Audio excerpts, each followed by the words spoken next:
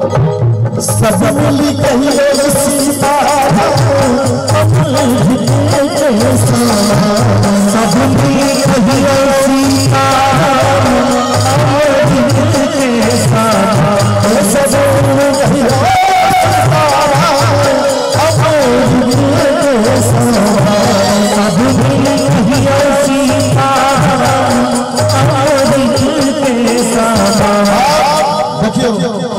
हमारे पूनम जी के जो दुनिया पूरा दुनिया में जब